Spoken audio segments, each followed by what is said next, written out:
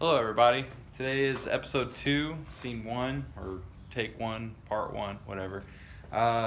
We are going to be basically cutting the end off of the two-tone coupe, like we were talking about yesterday, and assembling it onto, matching it into the red car. So pretty much last night, after the camera was off, I came out and fitted up some of my wide body stuff just to see how it would look.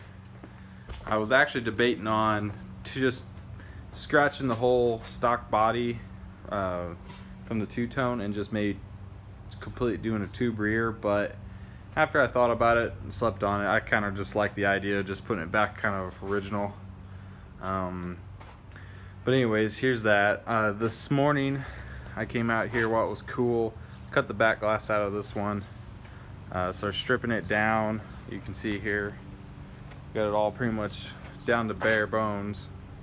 So what I will be doing next, we'll be drilling out the spot welds just like I did on the other car, up in this area, a couple through here for the inner support. Then I'll cut it down, I'll cut it wide. You always want to cut it more than you think, because then you can trim it. It's a lot easier to trim than add metal, obviously, in case some people don't know that. So pretty simple setup. I'm just going to cut it out. I had to bait out this dent a little bit, which I didn't have to worry about making it pretty because obviously wide body, but it looks pretty good now. A little bit of rust down in this area, but I'm going to be cutting, well, let's see, I'll be cutting up through here, so that won't matter. So I'm not putting any rusty parts back on the FD car. Pretty much that's it for now. I'm going to cut this up and I'll give you guys an update later on today. Hopefully I'll have it tacked on, or at least set on, and I can take a video of it and show you the process there.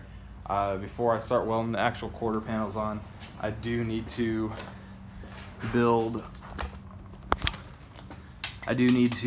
fix up the stock mounts where it's all twisted and looks like hell. I'll have to fix that up and re-weld it and make it look nice again before I can start putting on the new metal. So that's it for now. Hope you guys are enjoying my build. I'm trying to make this as easy as possible to follow along to in case someone needs to do this on their own. I hope, hopefully they don't ever have to, but if you're drifting you will, so get used to it. It's easier to rebuild a car than having to build ground up, unless you can do all the cage work yourself and whatnot, but a lot of people don't have all the tools for that. So if they can do this in their backyard, it's a little easier than sending it out to somebody. So looking forward to building more videos, and hope you guys are following along. Thanks.